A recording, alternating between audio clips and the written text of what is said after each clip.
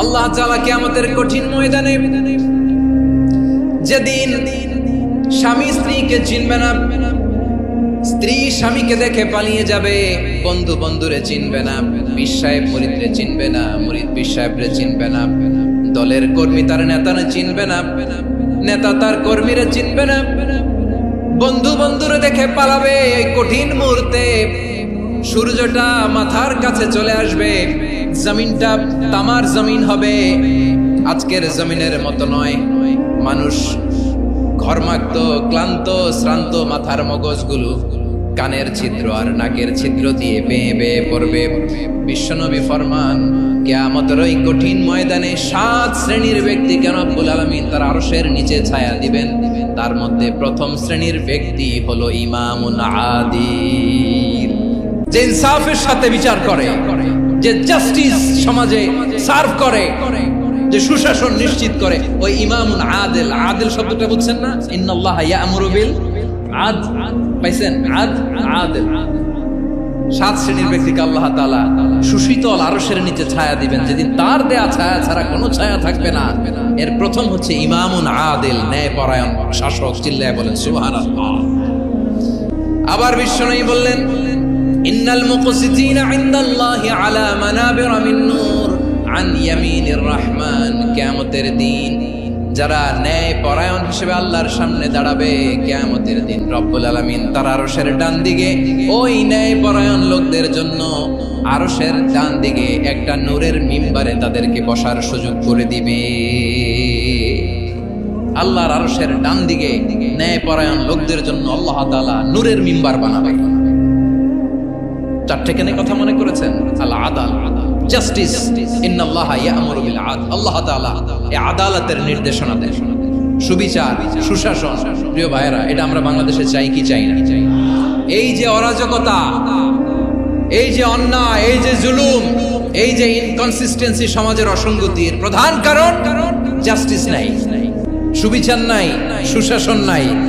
শেষবারের মতো আওয়াজ করে বলেন তো, আমরা বাংলাদেশে আদল চাই কি চাই না? তাহলে প্রথম নির্দেশনা শেষ। আল্লাহ তাআলা তোমাদেরকে আদলের আদেশ দেন। এরপরে আল্লাহ বললেন, আমি তোমাদেরকে ইহসানের আদেশ দেই। ইন্নাল্লাহা ইয়া'মুরু বিল আদলি ওয়াল ইহসান। আমি তোমাদেরকে যেমনি আদলের নির্দেশনা দেই, তেমনি ভাবে তোমাদেরকে ইহসানের নির্দেশনা দেই। ইহসান, আওয়াজ করে সবাই বলেন তো ইহসান। ইহসান মানে কারো প্রতি সফট হার্টেড হওয়া, মহানুভব হওয়া, অনুগ্রহ পরায়ণ হওয়া, অনুগ্রহশীল হওয়া, একে অপরের প্রতি দয়াদ্র হওয়া। একে অপরের প্রতি দয়াদ্র, অনুগ্রহশীল হওয়া ছাড়া মানবিক সমাজ কশিনকালেও গঠন করা সম্ভব না। প্রিয় ভাইরা, সুন্দর আচরণ দিয়ে, ইহসান দিয়ে যা জয় করা যায়, নরম আচরণ দিয়ে যেটা অর্জন করা যায়, কঠোরতা দিয়ে সেটা পারা যায় না। বিষ্ণু ঈসা ইসলাম ইহসান দিয়ে, কোমল আচরণ দিয়ে, তার অনুগ্রহ দিয়ে তিনি অনেক কাফিরের হৃদয়কে জয় করে ফেলেছেন। সাইয়েদনা সুমামা ইবনে উসাল রাদিয়াল্লাহু তাআলা আনহুর কথা মনে পড়ে যায়। তিনি ছিলেন ইয়ামামার বাদশা।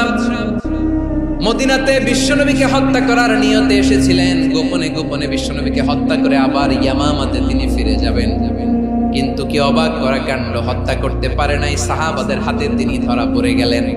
সাইয়েদনা সুমামা ইবনে উসাল রাদিয়াল্লাহু তাআলা আনহু হত্যার নিয়তে আসলেন, কিন্তু হত্যা করতে পারলেন না। সাহাবারা ওনাকে ধরে ফেললেন, ধরে মসজিদে নববীর পিলারের মধ্যে বেঁধে রাখলেন।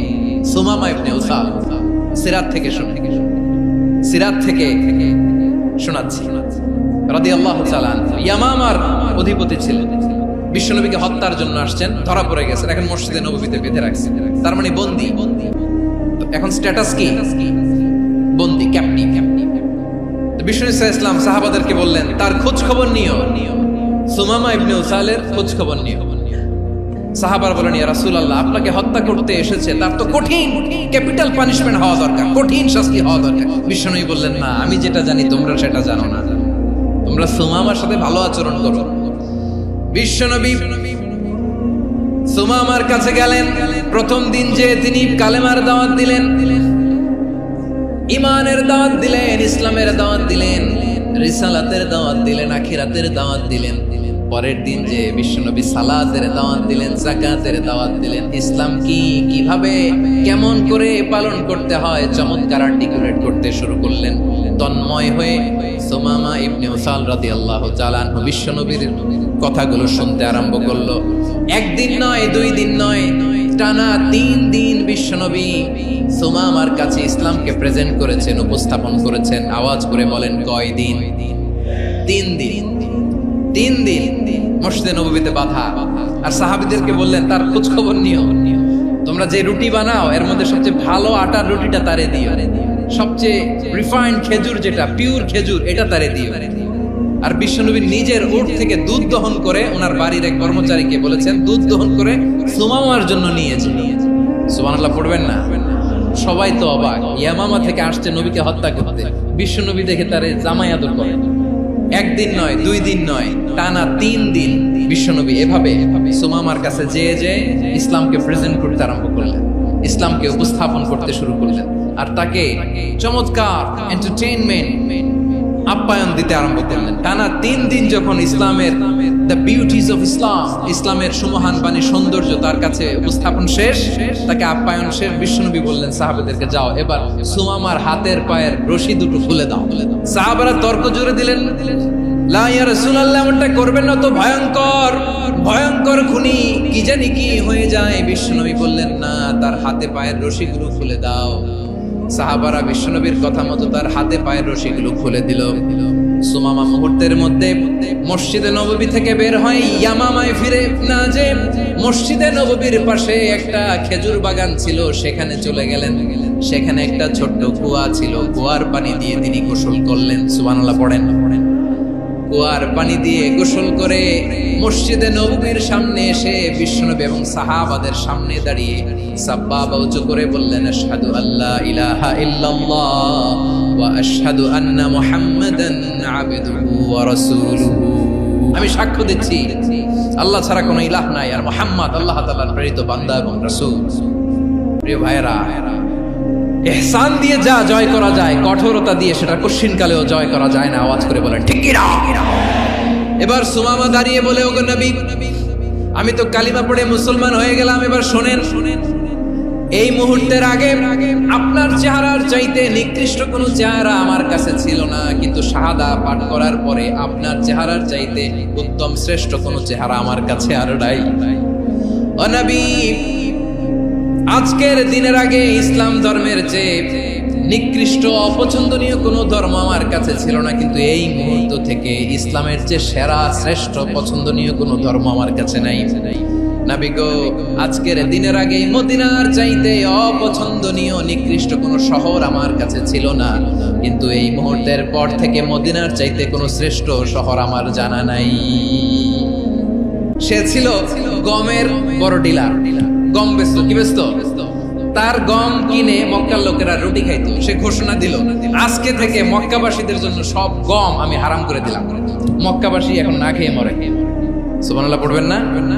মক্কাবাসী বিশ্বনবীর কাছে আসলেন, এসে বললেন, মুহাম্মদ, আমরা তো তোমার ভাই, তোমার চাচা, তোমার ভাতিজা, তোমার আত্মীয়, তুমি সুমামারে বলো সে যেন আবার গমের সাপ্লাই মক্কার জন্য অনুমতি দিয়ে দেয়। বিশ্বনবীর অনুমতি ক্রমে সুমামা আবার মক্কাতে গম পাঠাতে শুরু করলো। পড়েন সুবহানাল্লাহ। ইহসান, ইহসান দিয়ে আপনি যেটা জয় করতে পারবেন, you can win the heart of your enemies.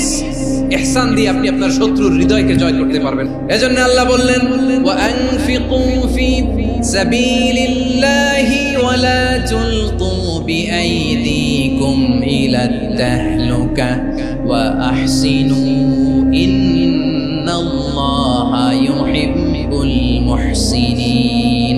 তোমরা আল্লাহর রাস্তায় দান করবে আর নিজেরা নিজেদেরকে ধ্বংসের হাতে ঠেলে দিও না। তোমরা একে অপরের প্রতি ইহসান করবে, কারণ ইহসানকারীদেরকে আল্লাহ বড় ভালোবাসে। সুবহানাল্লাহ পড়েন। আবার সূরা রহমানে আল্লাহ বললেন, হাল জাযাউল ইহসানি ইল্লাল ইহসান ফাবিআইয়ি আলা, সবাই পড়েন, ফাবিআইয়ি আলাই রাব্বিকুমা তুকাযযিবান। ইহসানের প্রতিদান হিসেবে ইহসানি হয়। বিশ্বনবী সুমামার প্রতি যেমন ইহসান করেছেন, সুমামাও ঠিক তেমন ইহসান ফিরিয়ে দিয়েছে। ঠিক কিনা বলেন? তাহলে এক নম্বরে হচ্ছে আদ, ন্যায় বিচার। দুই নম্বরে সবাই বলেন ইহসান, সদাচরণ। ইহসান দুই ধরনের প্রিয় ভাইরা, ইহসান ফিল ইবাদা, ইহসান ফিল মুআমালা। ইহসান ফিল ইবাদা হচ্ছে একাগ্র অনুভবে ইবাদতে ডুব দেওয়া, এর নাম ইবাদতের ইহসান। সুবহানাল্লাহ। বিশ্বনবী বলেন ইহসান মানে কি জানো নাকি? হাদিসে জিবরিলে সাইয়েদনা জিবরিল আলাইহিস সালাম বিশ্বনবীকে বললেন আখবিরনি আনিল ইহসান। নবী আমাদেরকে বলেন ইহসান মানে কি? বিশ্বনবী বললেন আনতা আবুদাল্লাহা কাআন্নাকা তারাহু ফাইন লাম তাকুন তারাহু ফাইন্নাহু ইয়ারাক। ইহসান মানে হলো এমন ভাবে তুমি আল্লাহর সামনে নিজেকে উজাড় করে ইবাদত করবে, তুমি ভাববে তুমি আল্লাহকে দেখতে পাচ্ছ। আর এটা যদি ভাবা তোমার জন্য কঠিন হয়ে যায়, অন্তত এতটুকু তুমি ভাববা যে আল্লাহ তোমাকে দেখতে পাচ্ছেন। ঠিক কিনা বলেন? ও আমার বীর চট্টলার ভাইয়েরা, কেউ যেটা দেখে না সেটা দেখে কে? এই বিশ্বাস হৃদয়ের মধ্যে আছে? নামাজে যখন দাঁড়ান এই ফিলিংসটা আনা যাবে? এসা পর্যন্ত যে আমরা হায়াত পাবো কোনো গ্যারান্টি আছে? সবাই আওয়াজ করে বলেন গ্যারান্টি আছে? গ্যারান্টি নাই। এজন্য বিষ্ণু ইসলাম বলেছে এমন ভাবে নামাজে দাঁড়াও, ইবাদত করো, মনে করো হতে পারে এটাই আমার জীবনের শেষ নামাজ। Perform the salah as if this is your last and final prayer. এমন ভাবে সালাতে দাঁড়াও, ভাবো হতে পারে এটাই তোমার জীবনের শেষ নামাজ। এমন ভাবে নামাজে দাঁড়াও, ভাবো এটাই শেষ নামাজ। তাহলে নামাজে একাগ্রতা বাড়ায় দিবে কে?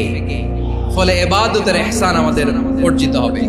আর মুআমালাতে ইহসান হলো, বিশ্বনবী বলেন ইন্নাল্লাহা তাবারাকা ওয়া তাআলা كتب الإحسان على كل شيء فإذا قتلتم فأحسنوا القتلة وإذا ذبحتم فأحسنوا الذبح وليحد أحدكم شفرته وليرح ذبيحته। ইহসান দুই ধরনের, আওয়াজ করে বলতে হবে কয় ধরনের? একটা হচ্ছে ইহসান ফিল ইবাদা, ইবাদতে ইহসান। ইবাদতে ইহসান কি? একাগ্র অনুভব দিয়ে ইবাদত করা, মন প্রাণ দিয়ে ইবাদত করা। আর মুআমালাতে ইহসান কি? সব কাজে, দৈনন্দিন কাজে, কর্মে, সামাজিক অ্যাক্টিভিটিতে কোমলতা প্রদর্শন করা, অনুগ্রহের সাথে সবকিছু করা। আল্লাহ তাআলা ইন্নাল্লাহা তাবারাকা ওয়া তাআলা কাতাবাল ইহসানা আলা কুল্লি শাই, তিনি সব কিছুর ব্যাপারে ইহসানকে আবশ্যক করেছেন। সবকিছু, মুমিনের সব কাজে ইহসানের পরশ থাকবে। ওয়া ইযা কাতালতুম ফাহসিনুল কিতলা, বিষ্ণু বলেন তুমি যখন কাউকে হত্যা করো ইহসানের সাথে করো। সুবহানাল্লাহ পড়বেন না? যখন হত্যা করো তখনও ইহসানের সাথে। আচ্ছা হত্যা করবো আবার ইহসান আসবে করতে করে তো মেরেই ফেলবো আমি। আল্লাহ, ও ভাই একজন খুন করেছে, খুনি, রাষ্ট্রীয় আইনে তার শাস্তি হয়েছে ডেথ পেনাল্টি, মৃত্যুদণ্ড। এখন মৃত্যুদণ্ড দেখে আপনি যেমনি মন চায় তেমনি মারবেন লোকটারে? ওর নাক কেটে ফেলতে পারবেন? ওর কান কাটতে পারবেন? ওর চোখ উপড়ে ফেলতে পারবেন আপনি? যেমন মন চায় তার অঙ্গহানি করা যাবে না। ইহসানের সাথে তাকে হত্যা করো। সুবহানাল্লাহ, this is Islam, this is the true essence of Islam. ওয়া ইযা যাবাহতুম ফাহসিনু যাবহা, যখন জবাই করবে তখনও ইহসানের সাথে জবাই করবে। করব জবাই, ওইখানেও নাকি ইহসান। আচ্ছা কুরবানির দিন আমরা পশুগুলোরে কি করি বলেন সবাই আওয়াজ করে? জবাই। জবাই মানে তো এটার মেরেই ফেলতেছি, একটু পরে তো টুকরো টুকরো করে গোশতগুলো খাবো, এটা তো খাবো, এটা তো মেরেই ফেলবো। বিষ্ণু বলে না, জবাইয়ের মধ্যেও মুমিনের জবাইয়ের ভেতরেও ইহসানের পরশ থাকা চাই। যখন জবাই করবে প্রাণীটাকে হাত পা টাইট করে বেঁধে নাও, ছুরিটাকে শার্পেন করে নাও, ধারালো করে নাও, যাতে অল্প সময়ে জবাইটা হয়ে যায়, প্রাণীটা যাতে কম কষ্ট পায়। সুবহানাল্লাহ পড়েন। দিস ইজ কল্ড ইহসান।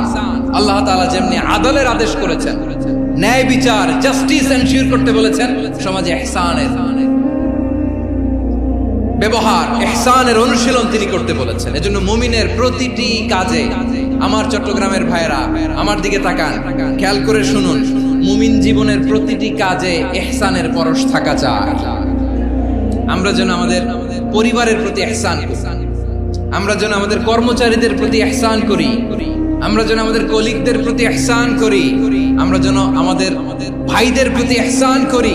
মুমিন জীবনের প্রতি কাজে ইহসানের পরশ থাকার দরকার আছে না নাই? কথা বুঝতে পেরেছেন? তাহলে আল্লাহ তাআলার তিনটা আদেশ ছিল, কয়টা গেল? প্রথমে কি ছিল? আদল। দুই নম্বরে তিন নম্বরে রব্বুল আলামিন বললেন ওয়া ইতাইদিল কুরবা, নিকটাত্মীয়দেরকে দান করো। নিকট আত্মীয়দেরকে দাও, যারা তোমাদের ব্লাড কানেকশনের আত্মীয় তাদেরকে তোমরা দাও। এখানে জেনারেলি বললেন দাও, কি দিব সেটা তিনি এখানে বলেন নাই, সেটা তিনি সূরাতুল ইসরার মধ্যে বলেছেন। আল্লাহ বলেন ওয়া আতিদাল কুরবা হাক্কাহ, নিকট আত্মীয়দেরকে তাদের অধিকার, তাদের প্রাপ্য তোমরা বুঝিয়ে দাও।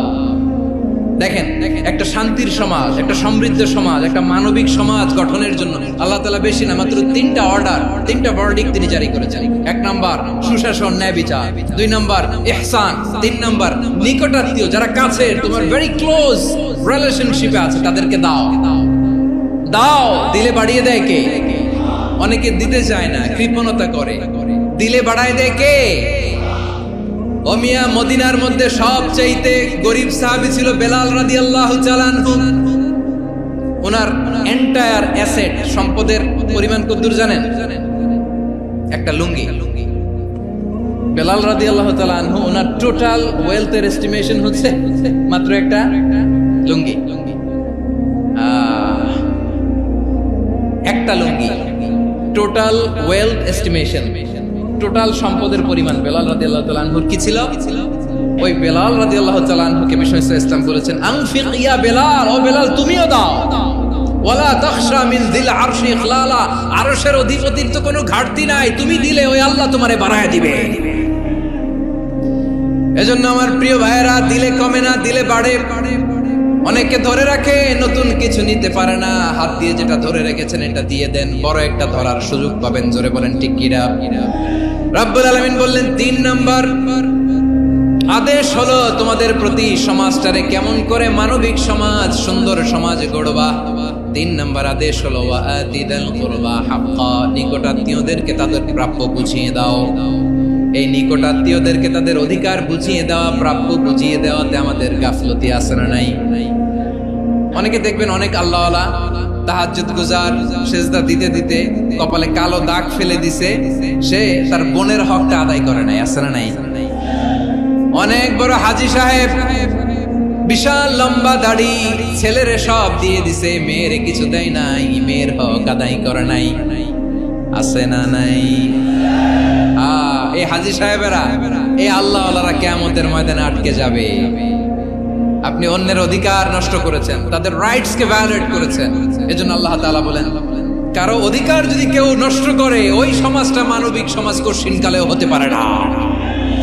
এজন্য 3 নম্বর আল্লাহ বললেন ওয়া ইতাইদিল কুরবা, নিকটাত্মীয়দেরকে দাও।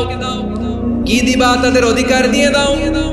বোনের অধিকার বুঝিয়ে দাও, মেয়ের অধিকার বুঝিয়ে দাও, ফুফুর অধিকার বুঝিয়ে দাও। দেখবেন অনেক মায়েরা ছেলের পাতে মুরগির রান দেয়, মেয়ের পাতে দেয় মুরগির ঠ্যাং। তো মেয়ের কি মুরগির রান খেতে মনে চায় না? মনে চায় না? এমনটা করা যাবে না। নিকটাত্মীয়দেরকে অধিকার দিয়ে দাও, নিকটাত্মীয়ের সাথে সুসম্পর্ক রাখো। আদেশটা কার? এজন্য প্রিয় ভাইয়েরা, জীবনে যদি বারাকা অর্জন করতে চান, নিকটাত্মীয়দের সাথে সুসম্পর্ক রাখতে হবে, তাদের জন্য উপহার পাঠাতে হবে। বিশ্বনবী বলেন লা ইয়াদখুলুল জান্নাতা কাতে, যে ব্যক্তি আত্মীয়তার সম্পর্ককে ছিন্ন করে দেয়, সে কঠিনকালেও আল্লাহর জান্নাতে ঢুকবে না। আপনি কি এটারে সহজ হাদিস মনে করছেন? এটা সহজ কথা? আপনি ভাবছেন আপনার নামাজ আপনারে বাঁচাতে পারবে? আপনার রোজা বাঁচাতে পারবে? আপনার তাহাজ্জুদ আপনারে বাঁচাতে পারবে? অধিকার নষ্ট করলে কিছুই আপনারে বাঁচাতে পারবে না। এজন্য নিকট আত্মীয়দেরকে দিতে হবে বেশি বেশি। বিশ্বনবী বলেন ইন্না সাদাকাতা আলাল মিসকিনি সাদাকা ওয়া আলা যির রাহিমি ইসনাতান সাদাকাতুন ওয়া সিলা। মিসকিনরে দান করলে শুধু দানের সওয়াব হয়, নিকট আত্মীয়কে দান করলে দুইটার সওয়াব হয়, সাদাকার সওয়াব হয়, আবার আত্মীয়তার বন্ধন অটুট রাখার সওয়াব হয়ে যায়।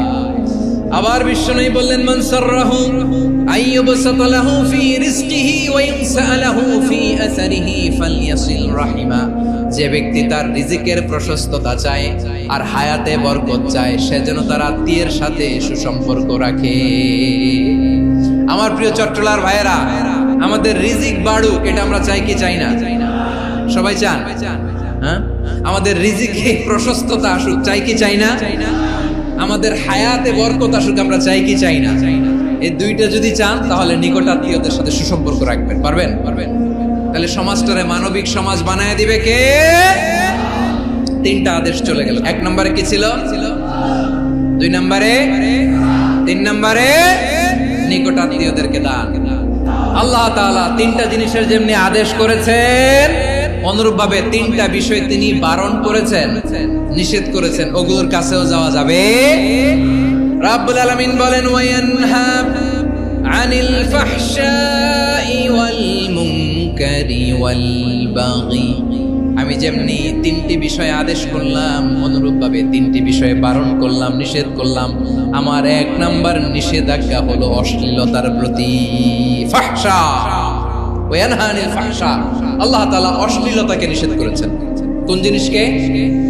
সবাই বলুন, কোন জিনিসকে? যত ধরনের, যত টাইপের, যত ক্যাটাগরির অশ্লীলতা হতে পারে সব অশ্লীলতাকে হারাম করেছেন কে? ফাহশা মানে কি? কথায়, কাজে, আচরণে, কমেন্ট, ফেসবুকের কমেন্টসে যত ধরনের নোংরামো আছে, যত ধরনের অশ্লীলতা আছে, এটাকে আরবিতে বলে ফাহশা। রাব্বুল আলামিন বলেন, কুল ইন্নামা হারামা রাব্বিয়াল ফাওয়াহিশা মা যাহারা মিনহা ওয়া মা বাতান। ও নবী, আপনি বলে দেন, আমার রব প্রকাশ্য, অপ্রকাশ্য, স্পষ্ট কিংবা অস্পষ্ট, দৃশ্যমান কিংবা অদৃশ্যমান সব অশ্লীলতাকে হারাম করেছেন। সব ধরনের অশ্লীলতা হারাম। আল্লাহ তাআলা আমাদেরকে অশ্লীলতা থেকে বাঁচান। এবার বলেন, আমাদের সমাজে অশ্লীলতা আছে না নাই? অশ্লীলতা নানা ভাবে, নানা নামে, নানা মোড়কে আমাদের সমাজে আছে না নাই? সংস্কৃতির নামে, ফ্যাশনের নামে, বিনোদনের নামে, উপন্যাসের নামে, কনসার্টের নামে অশ্লীলতা আছে না নাই? আপনি দেখেছেন কনসার্টগুলোর অবস্থা? আমাদের তরুণ তরুণীরা, আমাদের যুবক যুবতীরা, আমাদের জেনজিরা, কি অবস্থা ওইখানে? কনসার্টের নামে অশ্লীলতা আছে না নাই? ছেলে মেয়ে একে অপরকে জড়ায় ধরতেছে, একে অপরকে চুমু খাচ্ছে, প্রকাশ্যে, দিবালোকে, গণমানুষের সামনে। আল্লাহ তাআলা এই অশ্লীলতা থেকে আমাদেরকে বেঁচে থাকতে বলেছেন। রূপালী জগতের নামে অশ্লীলতা আছে না নাই? এই টার্মটা আপনারা জানেন না? রূপালী জগৎ কি জগৎ? আসলে কি রূপালী জগৎ না অন্ধকার জগৎ? আমার বোনেরা, আপনাদেরকে যে কি বলে তারা বুঝায়, রূপালী জগৎ শুনেই আপনি ভরকে যাবেন না। রূপালী জগতে যে নারী যত বেশি উলঙ্গ, সে নাকি তত বেশি সাহসী। জানেন? বলে এটা একটা সাহসী নারী, খুব সাহসী পদক্ষেপ তার। যত বেশি শরীর থেকে কাপড় নামাতে পারবে, যত বেশি বস্ত্রহীন হয়ে নিজেকে প্রেজেন্ট করতে পারবে, সে নাকি তত বেশি সাহসী। আমার চট্টলার ভাইয়েরা, শয়তানের প্রথম এজেন্ডা ছিল বনি আদমকে বস্ত্রহীন করা। সে আদম এবং হাওয়া আলাইহিস সালামকে নিষিদ্ধ গাছের ফল খাইয়ে তাদেরকে বস্ত্রহীন করেছে। এই জামিনেও সে আমাদেরকে বস্ত্রহীন করতে চাইবে। এই রূপালী জগতের নামে তারা এটা করে। আমার প্রিয় বোনেরা, আপনি জানেন না আপনার দাম কত? ওরা আপনাদেরকে বিজ্ঞাপনের সস্তা পণ্য বানাতে চায়। ওরা আপনাদেরকে ওদের ভোগের লিপসার টুলস বানাতে চায়। ওরা আপনাদেরকে দিয়ে ওদের খায়েশ পূরণ করতে চায়। এটা আপনাদের জন্য মোটেও ডিগনিটি নয়, এটা আপনাদের জন্য সম্মান নয়। আপনার সম্মান শালীনতায়, আপনার সম্মান হেজাবে, আপনার সম্মান ভদ্রতায়, আপনার সম্মান আপনার ডিসেন্ট পোশাকে। পোশাক বলে দেয় এই নারীটা ভদ্র না অভদ্র। পোশাক বলে দেয় এই মেয়েটা কোন ঘরের মেয়ে। আপনি জানেন না? আপনারা সস্তা পণ্য বানায়, ভোগের পণ্য, বিলবোর্ডে আপনাকে উলঙ্গ করে উপস্থাপন করে। এই অশ্লীলতার সাথে ইসলামের কোনো সম্পর্ক। এজন্য আল্লাহ বলেন, আমি অশ্লীলতাকে হারাম করেছি। অশ্লীলতাকে হারাম করার প্রথম কারণ হলো এর মাধ্যমে মানবতাকে অপমানিত করা হয়। কারণ মানুষের সম্মান মানুষের পোশাকে। মানুষ যখন পোশাকহীন হয়ে যায়, বস্ত্রহীন হয়ে যায়, তার সম্মান কমে যায়। ঠিক কিনা? অশ্লীলতাকে হারাম করার প্রথম কারণ হচ্ছে মানুষ মানুষকে অপমান করে। একটা নারী, সে তো সম্মানিত। নারী যে কত সম্মানিত, নারীরা এটা বুঝেই নাই। বিশ্বনবী বলেন আদ-দুনিয়া কুল্লুহা মাতা ওয়া খায়রু মাতা'আদ দুনিয়া আল মারআতুস সালিহা। আমার বোনেরা, 5টা প্যান্ডেলে আপনারা এলইডিতে আমার আলোচনা শুনছেন, আমি জানি। আপনাদের এই গর্ভ যে কত দামি আপনি জানেন না। আপনার পেট থেকেই আসবে আগামী দিনের সালাহুদ্দিন আল আইয়ুবী। আপনার পেট থেকেই আসবে অনাগত দিনের ইমাম মাহদী আল মুনতাযর। আপনার পেট থেকেই আসবে অনাগত দিনের ফয়সাল, ওয়াসিম, মুগ্ধ, আবু সাইদের মতো বীর যোদ্ধা। আমার প্রিয় বোনেরা, আমার প্রিয় বোনেরা, বিশ্বনবীর কথার ওজন খেয়াল করেন। আদ-দুনিয়া কুল্লুহা মাতা ওয়া খায়রু মাতা'আদ দুনিয়া আল মারআতুস সালিহা। দুনিয়ার সবকিছুই অ্যাসেট, এর মধ্যে সবচেয়ে দামি অ্যাসেট নেককার নারী। আপনার গর্ভ যে কত দামি আপনি জানেন না। নিজের সময়টাকে কাজে লাগান, কোরআন পড়েন, সুন্নাহ পড়েন। আপনার অনেক দায়িত্ব ঘরে। You are the MD of your family. একটা family it's a very big institution. পরিবার একটা অনেক বড় প্রতিষ্ঠান। And you are the MD of your institution. আপনি এই পরিবারের MD, managing director of your family. এখানে আপনার কত দায়িত্ব। আপনি ছেলে মেয়েদেরকে তারবিয়া করবেন। আপনি আপনার স্বামীর জন্য ঘরটারে জান্নাতের নীর বানাবেন। আপনার জন্য জান্নাতের ডুপ্লেক্স বাড়ি ওইখানে তৈরি করে রাখবে কে? আপনি যে কত দামি আপনি জানেন না। নারীদেরকে আল্লাহ বানিয়েছেন উচ্চতর করে, নিম্নতর নয়। নারীদেরকে ছোট্ট জিনিস দিলে এটার বড় করে দেয়। নারীদেরকে ভ্রূণ দিলে, শুক্রাণু দিলে নারী এটারে বাচ্চা হিসেবে উপহার দেয়, ঠিক কিনা? বিয়ের মাধ্যমে স্বামী যখন তার শুক্রাণু তার স্ত্রীকে উপহার দেয়, স্ত্রী রিটার্নে কি উপহার দেয়? ফুল ফর্ম বেবি, মানব সন্তান। দেখছেন, আপনি দিলেন একটুকুনি দিছে বিশাল। আপনি যদি নারীকে বাজার এনে দেন, নারী এটাকে সুস্বাদু খাবারে রূপান্তর করে দেয়। আপনি তাকে একটা মুচকি হাসি দিয়ে দেন, সে তার কলিজা দিয়ে দেয়। কিন্তু যদি আপনি তার মনে কষ্ট দেন, সে আপনার জীবনকে জাহান্নাম বানাইয়া দেয়। নারীর মন বুঝতে পারলে নেয়ামত, বুঝতে না পারলে কিয়ামত। আমার প্রিয় বোনেরা, আপনি যে কত দামি আপনি জানেন না। অনেক দামি আপনি। আপনাদেরকে যেন ভোগের সস্তা পণ্য বানাতে না পারে, আপনাদেরকে সচেতন থাকতে হবে। তাহলে কেন আল্লাহ তাআলা এই ফাহশা, অশ্লীলতাকে হারাম করলেন? 1 নাম্বার, এতে হিউম্যান ডিগনিটি কমে। 2 নাম্বার, এতে মানুষের অধিকার নষ্ট হয়। আপনি বিয়ে করেছেন, এরে পরকিয়া করেন, ওর সাথে এরকম আছে না নাই? স্ত্রীর অধিকার নষ্ট করেছেন। আপনি বিবাহ সম্পর্কে আবদ্ধ হয়েছেন তার সাথে, আপনি পরকিয়া করেন ওই ছেলের সাথে, আপনি আপনার হাজবেন্ডের সাথে বিট্রে করেছেন। এজন্য আল্লাহ অশ্লীলতাকে হারাম করেছেন। অশ্লীলতাকে হারাম করার আরেকটা কারণ হচ্ছে আল্লাহ তাআলা এই হিউম্যান জেনারেশনকে এটাকে প্রিজার্ভ করতে চায়। হিফজুন নাসল, এটা মাকাসিদুশ শরিয়ার অনেক গুরুত্বপূর্ণ একটা মাকাসিদ, অনেক গুরুত্বপূর্ণ। আপনার নাসল, আপনার জেনারেশনকে সংরক্ষণ করা। এই যে আসতেছে ফেব্রুয়ারি, কত ফেব্রুয়ারি জানো? এটা কি বিশ্ব ভালোবাসা দিবস? হ্যাঁ, কি দিবস? এই বিশ্ব ভালোবাসা দিবসের সাথে মুসলমানদের কোনো সম্পর্ক নাই। আমার প্রিয় ভাইরা, এই যে আপনি অবৈধ সম্পর্কে জড়ালেন, কেন আল্লাহ অশ্লীলতাকে হারাম করেছে দেখেন। বলতেছিলাম যে এটা আপনার নাসল, আপনার জেনারেশন, আপনার লিনিয়েজ, আপনার বংশকে প্রিজার্ভ করা। কে কার বাবা, কে কার মা, বাবা মা জানা, প্রজন্মকে প্রিজার্ভ করা, এটা ইসলাম ওয়াজিব করে দিয়েছে।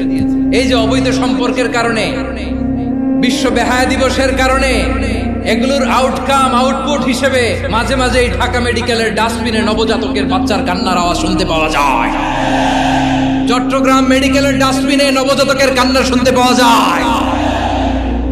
বীর চট্টলার মুসলমানেরা বুঝতে পারলে আওয়াজ করে বলেন, এই যে চট্টগ্রাম মেডিকেলে যে নবজাতকটা পাওয়া গেল, ওর বাবাকে আমাকে বলেন, ওর মাকে, ও কোন ফ্যামিলির সন্তান কেউ জানে? আপনি হিউম্যান ডিগনিটিকে অপমান করেছেন না? আপনি তার ভবিষ্যৎকে অন্ধকার করেছেন না? আপনি তার লিনিয়েজকে প্রশ্নবিদ্ধ করে দিয়েছেন না? এই জন্য আল্লাহ তাআলা অশ্লীলতাকে আমাদের জন্য হারাম করে দিয়েছেন। পড়েন সুবহানাল্লাহ। এই জন্য রাব্বুল আলামিন বলেন, কুল ইন্নামা হারামা রাব্বিয়াল ফাওয়াহিশা মা যাহারা মিনহা ওয়া মা বাতান।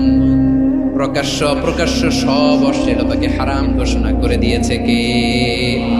আবার দুনিয়ার বুকে যারা অশ্লীলতার প্রসার করে তাদের জন্য শাস্তি মজুদ রেখেছে কে? রাব্বুল আলামিন বলেন, ইন্নাল্লাযীনা ইউহিব্বুনা আন تشيع الفاحشة في الذين آمنوا لهم عذاب أليم في الدنيا والآخرة والله يعلم وأنتم لا تعلمون নিশ্চয়ই যারা বিশ্বাসীদের মাঝে অশ্লীলতার প্রচার প্রসার করতে চায় তাদের জন্য আমি মর্মন্তুদ শাস্তি প্রস্তুত করে রেখেছি, দুনিয়াতেও রেখেছি, আখিরাতেও রেখেছি। ঘোষণাটা কার? যারা এই নাটকের নামে, সিনেমার নামে, রূপালী জগতের নামে, মুভির নামে, ওটিটি প্ল্যাটফর্মের নামে আমার সমাজে অশ্লীলতা ছড়াতে চায় তাদের জন্য কঠিন মর্মন্তুদ শাস্তি মজুদ রেখে দিয়েছে কে? ও আমার বোনেরা, এখনো আপনি জাগবেন না? এখনো আপনার চিন্তার দুয়ারে এখনো নাড়া পড়ে নাই? ওরা আপনাকে উলঙ্গ বানাতে চায়, ওরা আপনাকে আইটেম গার্ল বানাতে চায়। এজন্য ইসলাম অশ্লীলতাকে হারাম করেছে। হারাম। ইসলাম বলেছে যোজন যোজন দূরে থাকো, ওরা বলে না কাছে আসো, কাছে আসার গল্প, ক্লোজ আপ ওয়ান, কাছে আসার গল্প আছে না নাই? তাহলে অশ্লীলতার সাথে আমাদের কোনো সম্পর্ক? সবাই বলতে পারেননি, আওয়াজ করে বলুন, অশ্লীলতার সাথে আমাদের কোনো সম্পর্ক? আমরা এই সমস্ত ক্লোজ আপ ওয়ান, কাছে আসার গল্পের প্রোগ্রামে যাব? আমরা কোন ধরনের অশ্লীল কন্টেন্ট সোশ্যাল মিডিয়ায়, টিভিতে দেখব? কি যুগ যে আমরা কাটাচ্ছি আপনি কল্পনা করতে পারবেন না। পর্ন ইন্ডাস্ট্রি, নারী পুরুষের বস্ত্রহীন যুগল দৃশ্য, এটাকে দিয়ে ওরা কোটি ডলারের ইন্ডাস্ট্রি বানিয়েছে। পুরো মানব ইতিহাসে এরকম জঘন্য সময় মানব ইতিহাস পার করে না। পর্ন এটা ইন্ডাস্ট্রি হয়ে গেছে। আমাদের এই যুবকগুলো, জেনজি গুলো, ওদের চরিত্র বাঁচাবে কি করে? কেমন করে হেফাজত করবে ওদের এই মূল্যবান চরিত্র? আমার প্রিয় ভাইরা, এই অশ্লীলতার দ্য লেটেস্ট ভার্সন হচ্ছে LGBTQ, শরীফ থেকে শরীফা। শুনছেন আপনারা? দেখতে পুরুষ, আসলেই পুরুষ, সুস্থ একজন পুরুষ, 4 সন্তানের বাবা, বলে আমি মনে মনে নারী। দেখতে নারী, সুস্থ নারী, আসলেই সে দিব্যি একজন নারী, বলে আমি মনে মনে পুরুষ। সবচেয়ে ভয়ঙ্কর অশ্লীলতার সবচাইতে লেটেস্ট ভার্সন হচ্ছে এই ট্রান্সজেন্ডারিজম। সুস্থ পুরুষ তার বায়োলজিক্যাল গ্রোথকে হরমোন দিয়ে স্টপ করে দিয়ে সে সার্জারি করে নারী হতে চায়, সুস্থ নারী পুরুষ হতে চায়। পুরুষ পুরুষের প্রতি সেক্সুয়ালি আকর্ষণ বোধ করে। এটা লূত আলাইহিস সালামের কওমের মধ্যে ছিল। এটাকে আল্লাহ কোরআনে ফাহিশা বলেছেন। ওয়ালুতান ইয قال لقومه أتأتون الفاحشة ما سبقكم بها من أحد من العالمين। লূত আলাইহিস সালাম বললেন, তোমরা কি এমন এক অশ্লীল কার্যক্রমে ডুব দিলে নাকি যেটা গোটা বিশ্বের কেউ কখনো করে নাই? তোমরাই প্রথম করেছো। পড়েন নাউযুবিল্লাহ। এই পশ্চিমের এই রোগ আমার দেশে যেন আসতে না পারে, আমাদের সজাগ থাকতে হবে। প্রিয় ভাইরা, চিল্লায় বলেন ঠিক কি না? পশ্চিমের অবস্থা ভয়ঙ্কর। পাশ্চাত্যে, আমি যুক্তরাষ্ট্রে ছিলাম অনেকদিন, কয়েক মাস, বিভিন্ন স্টেটে ঘুরেছি। গার্ডিয়ানরা উদ্বিগ্ন, ছেলে মেয়েদেরকে, ছোট্ট ছেলে মেয়ে, ওদেরকে জিজ্ঞেস করে, তুমি how do you feel right now inside yourself? তুমি ভিতরে ভিতরে কেমন ফিল করো? তোমার কি ছেলে ছেলে লাগে না মেয়ে মেয়ে লাগে? আচ্ছা বলেন, এই ছোট্ট বাচ্চাটা ওকে এগুলো জেন্ডার অ্যাসাইনমেন্ট বলতে এগুলো কিছু বুঝে? এইভাবে মিসগাইড করা হয়েছে। কৌতূহল বশত ছোট্ট ছেলে যদি বলে আমার তো মেয়ে মেয়ে লাগে, তখন বলে যে না তুমি মেয়ে, ছেলে না। মা বাবা বাধা দিলে ওকে আলাদা গভর্নমেন্ট হাউসে নিয়ে যাবে। ভয়ঙ্করতম অবস্থা। আমরা একটা সময় শুনতাম যে হুজুর আমার ছেলেটা খুব ভালো, হাফেজে কোরআন, আল্লাহওয়ালা। হুজুর আমার ছেলে দাড়ি রাখছে, আল্লাহওয়ালা। হুজুর আমার ছেলে 5 ওয়াক্ত সালাত জামাতের সাথে পড়ে, তার মানে আল্লাহওয়ালা। পশ্চিমে যে আমি কি শুনছি জানেন? ওরা বলে হুজুর আমার ছেলেটা ইউনিভার্সিটির একটা মেয়ের সাথে প্রেম করে, ও খুব আল্লাহওয়ালা, হুজুর দোয়া করবেন। এর কারণ ওদের কাছে আল্লাহওয়ালার ক্রাইটেরিয়া হচ্ছে হুজুর আমার ছেলেটা আরেক ছেলের পছন্দ করে নাই, আমার মেয়েটা আরেক মেয়েকে ভালোবাসে নাই, এজন্য আমার ছেলেটা আল্লাহওয়ালা, হুজুর ওর জন্য একটু দোয়া করে দিয়ে। কি চ্যালেঞ্জ ওরা ফেস করতেছে।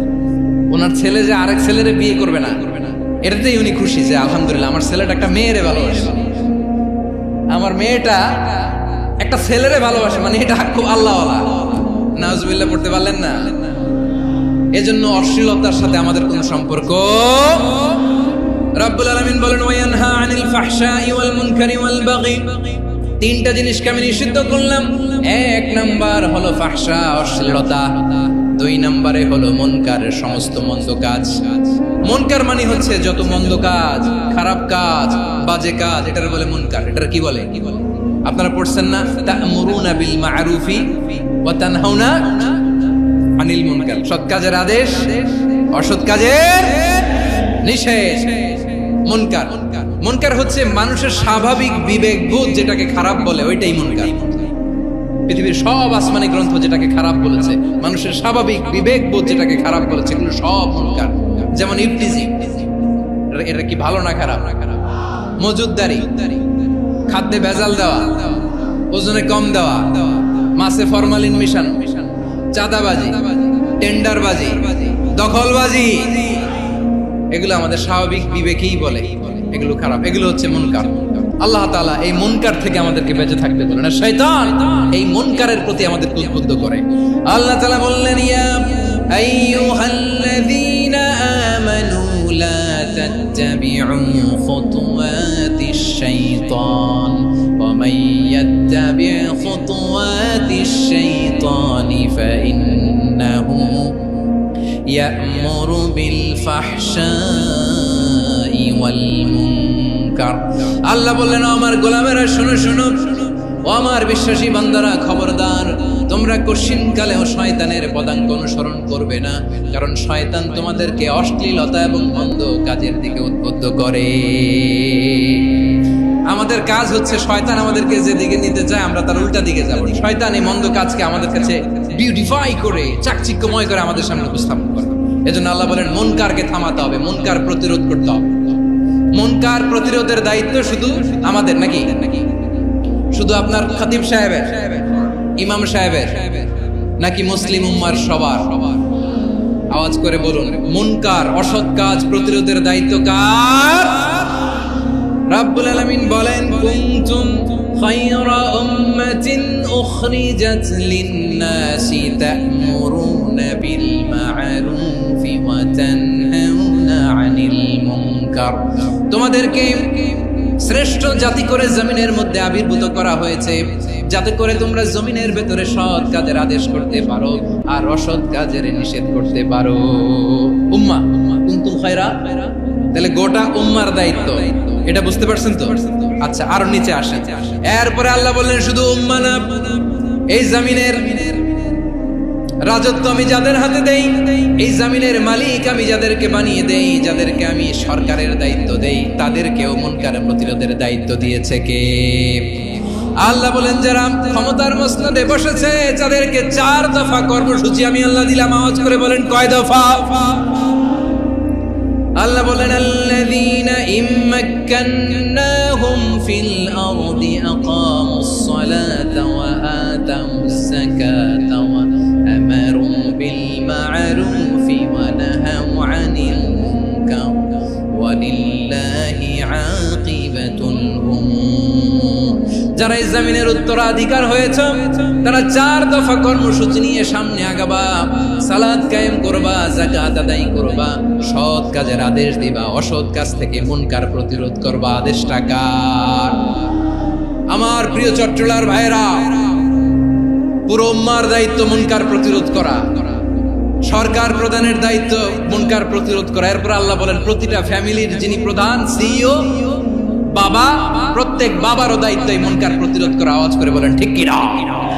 যেমনটি সাইয়েদনা লুকমান আলাইহিস সালাম ওনার কলিজার টুকরা সন্তানকে আদেশ করেছেন, ইয়া বুনাইয়া আকিমিস সালাতা ওয়া'মুর বিল মা'রুফি ওয়ানহা আনিল মুনকার। পড়েন সুবহানাল্লাহ। বাবা ছেলেকে সবক দিচ্ছে, লুকমান আলাইহিস সালাম ছেলেকে বলতেছে, ওরে আমার কলিজার টুকরা সন্তান, ওরে আমার বাছা, নামাজ কায়েম করবা, সৎ কাজের আদেশ দিবা, আর মুনকার প্রতিরোধ করবা, অসৎ কাজ, সমাজ থেকে খারাপ কাজকে ঝেঁটে বিদায় করে দিবা। তাহলে দেখেন আমি স্টেপ বাই স্টেপ নামলাম। পুরা উম্মার দায়িত্ব, জমিনের উত্তরাধিকারী আল্লাহ যাদেরকে বানিয়েছেন সরকার, তাদের দায়িত্ব, প্রতিটি ফ্যামিলির প্রধানের দায়িত্ব। এরপরে বিশ্বনবী বলেন সচেতন প্রতিটি মুসলিমের দায়িত্ব সমাজ থেকে মুনকারকে উৎখাত করা।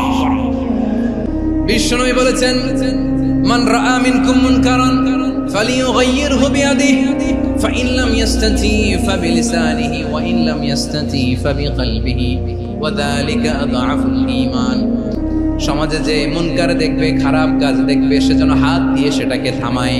আমার প্রিয় ভাইরা, না থামালে আমরাই ডুববো শেষমেশ। আমাদের বাঁচার জন্য হইলেও থামাইতে হবে। রব্বুল আলামিন বলেন ওয়াত্তাকু ফিতনাতাল লা তুসিবান্নাল্লাযীনা যালামু মিনকুম খাসসা। ও আমার গোলামেরা, ওই আযাবকে ভয় করো যে আযাব যখন আমি জমিনের বুকে পাঠাই শুধু জালেমদেরকেই মারি না, আলেমদেরকেও মারি।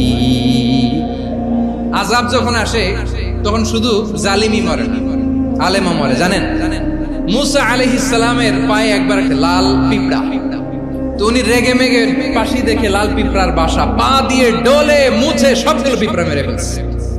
এই ঘটনাটা আল্লাহ ঘটিয়েছেন। এজন্য মুসা আলাইহিস সালাম ছিলেন কালিমুল্লাহ, সরাসরি আল্লাহর সাথে কথা বলতেন। তিনি আল্লাহকে জিজ্ঞেস করেছিলেন, আল্লাহ তুমি যখন কোন জনপদে আযাব পাঠাও, শাস্তি দাও, ওখানকার শুধু জালেমরাই তো মরে না, ভালো মানুষগুলাও মরে, তো আযাব দিবা মুশরিকদের উপর দিবা, অবাধ্যদের উপর দিবা, ভালো মানুষগুলোরে মারো কেন? আল্লাহ বললেন, মুসা তোমার যে কামড় দিছিল পায়ের মধ্যে পিঁপড়া, কয়টা পিঁপড়া? একটা পিঁপড়া, তো সবগুলারে মারলা কেন? রেগে মেগে পুরো পিঁপড়ার বাসা ভেঙে মেসাকার করলা কেন? আমি যখন অ্যাকশনে যাই, আমি যখন শাস্তি দেই, তখন এত বাস বিচার করা হয় না, বাস বিচার করা যায় না। যখন অ্যাকশনে যাওয়া হয় ওইটা ডাইরেক্ট অ্যাকশন হয়ে যায়। চিল্লায় বলো ঠিক কি না? এজন্য আমাদের বাঁচার জন্য হলেও এই পাপ থামাতে হবে, এই শয়তানের অট্টহাসি থামাতে হবে, অন্যায় অপরাধ সমাজ থেকে আমাদের থামাতে হবে। কারণ আযাব আসলে ওরাও মরবে, আমরাও মরব। একটা জাহাজ 2 তলা, আপনি আছেন 2য় তলায়। নিচের তলার কিছু লোক জাহাজের তলা ছিদ্র করতে আরম্ভ করছে। কি ছিদ্র করতেছে? আচ্ছা, জাহাজের তলা ছিদ্র করলে তলা দিয়ে কি ঢুকে? এখন আপনি যদি বলেন আমার কি, আমি তো 2 তলায়, আমি তো ভালো আছি, ওরা ছিদ্র করে ওরা মরবে। আসলে কি শুধু ওরা মরবে? তলা দিয়ে যখন পানি ঢুকবে, জাহাজ ঢুকলে আপনিও মরবেন। এজন্য নিজে মরার আগে ওই পাগলগুলোর নিচতলায় যে থামাতে হবে। চিল্লায় বলেন ঠিক কি না? এজন্য আল্লাহ বললেন মুনকার প্রতিরোধের দায়িত্ব সমাজের টপ টু বটম সবার। এজন্য মুনকার প্রতিরোধ করার দরকার আছে না নাই? সমাজে এই যে ইফটিজিং হয়, আপনার বোনের বয়সী একটা মেয়েকে কিছু বখাটে টিটকারি করে, এই বলে সেই বলে, নোংরা কথা বলে, রাস্তায় দেখেও আপনি পাশ দিয়ে না দেখার মতো চলে যান কেন? আপনি দাঁড়ান না কেন? আপনি দাঁড়ালেই তো থেমে যাবে, কারণ সত্যের যে শক্তি তার সামনে মিথ্যা মুখ থুবড়ে পড়ে। আপনার সামনে ও কিছুই না, নাথিং।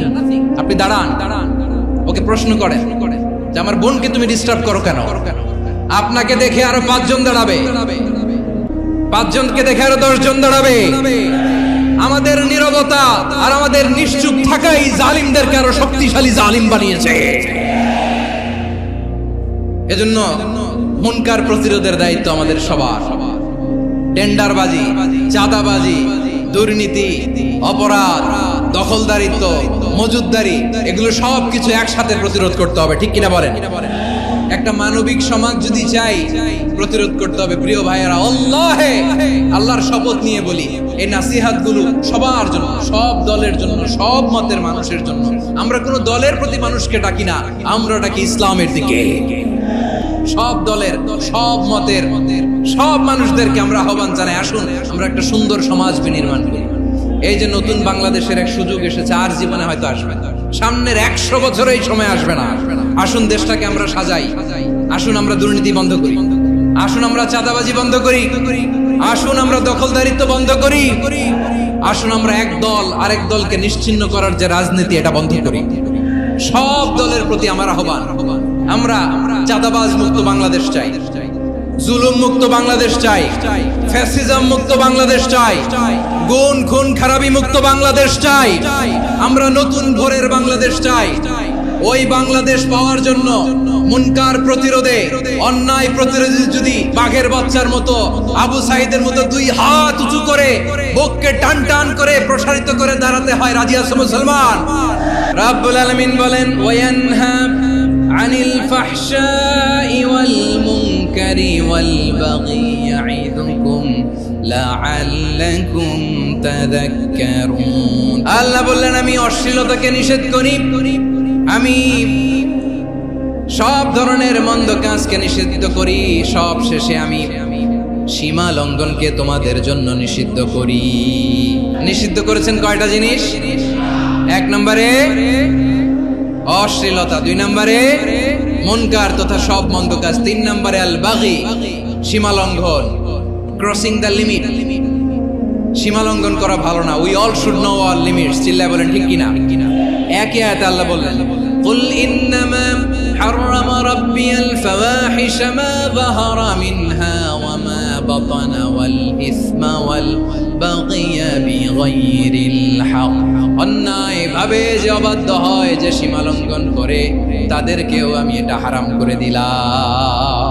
সীমা লঙ্ঘন করা হারাম। আল্লাহ বারবার বারবার আমাদেরকে ওয়ার্নিং দেয়। যখন আমরা থামি না তখন আল্লাহ ধরে, আর যখন ধরে তখন ছাড়ে না।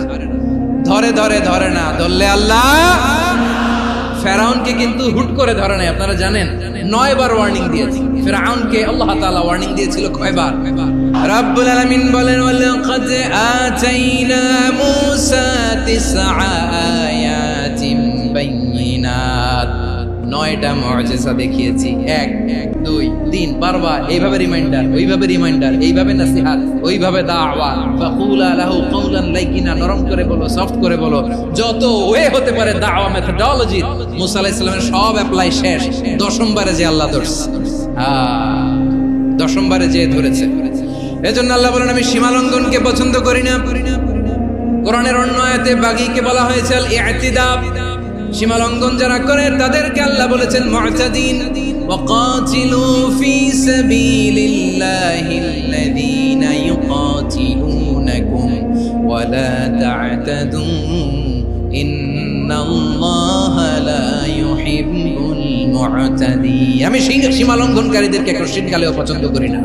আমরা যেন সীমা লঙ্ঘন না করি, রাজি আছেন তো? যে কোনো ক্ষেত্রে ইবাদতে যেন সীমা লঙ্ঘন না করি। অনেকে আমরা ইবাদতে সীমা লঙ্ঘন করে ফেলি।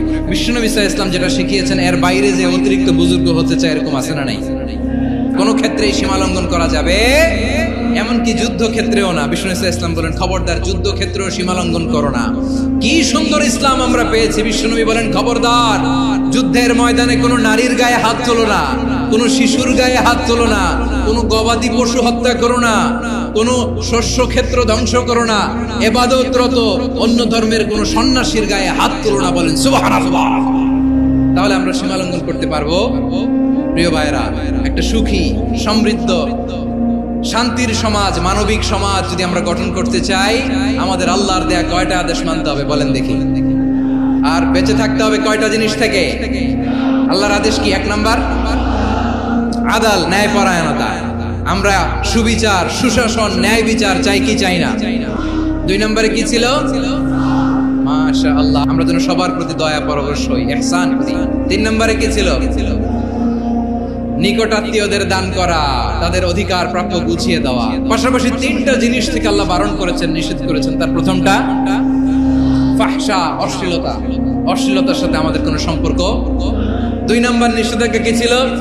আল মুনকার, সমাজের যত মন্দ কাজ এগুলোকে আমরা প্রতিরোধ করব। রাজি আছেন তো সবাই? 3 নম্বরে আল বাগী, সীমালঙ্ঘন। কোন মুসলিম সীমালঙ্ঘন করে না। রাব্বুল আলামিন শেষে বললেন ইয়াইদুকুম লাআল্লাকুম তাযাক্কারুন। আল্লাহ তোমাদেরকে উপদেশ দেন যাতে তোমরা শিক্ষা গ্রহণ করো। আমরা উপদেশ দেব, আমরা জোর করে কাউরে কিছু মানাতে চাই না। লা ইকরাহা ফিদ্দীন ওয়াযাক্কির ফাইন্না যিকরা তানফাউল মুমিনিন। উপদেশ দিলে এটা মুমিনদের কাজে দেয়। লাস্তা আলাইহিম বিমুসাইতির ইন্নামা আনতা মুযাক্কির। নবী হে, আপনি রিমাইন্ডার দাতা, আপনি উপদেশ দিবেন। আমরাও বিশ্বনবীর এই হাদিসগুলো থেকে, কোরআনের আয়াত থেকে রিমাইন্ডার, এই কথামালা বাণী বাহক হিসেবে এই বাণীগুলো আপনাদের সাথে কাছে পৌঁছে দিলাম। আমরা আল্লাহ তাআলার কাছে প্রার্থনা করি, আল্লাহ আমরা যেন আদল দিয়ে আমাদের সমাজকে গঠন করতে পারি। আল্লাহ আমরা যেন ইহসান করতে পারি, আমরা যেন নিকটাত্মীয়দের দান করতে পারি। আল্লাহ যত ধরনের অশ্লীলতা, অনাচার, মন্দ কাজ, সীমালঙ্ঘন, অবাধ্যতা থেকে যেন আমরা বেঁচে থাকতে পারি। আল্লাহ তাআলা আমাদের সবাইকে কথাগুলো বোঝার ও আমল করার তৌফিক দান করুন। হাযা মা ইনদি ওয়াল ইলমু ইনদাল্লাহ আলাইহি তাওয়াক্কালতু ওয়া ইলাইহি উনীব। সুবহানাকাল্লাহুম্মা বিহামদিকা আশহাদু আল্লা ইলাহা ইল্লা আনতা আস্তাগফিরুকা ওয়া আতুবু ইলাইক।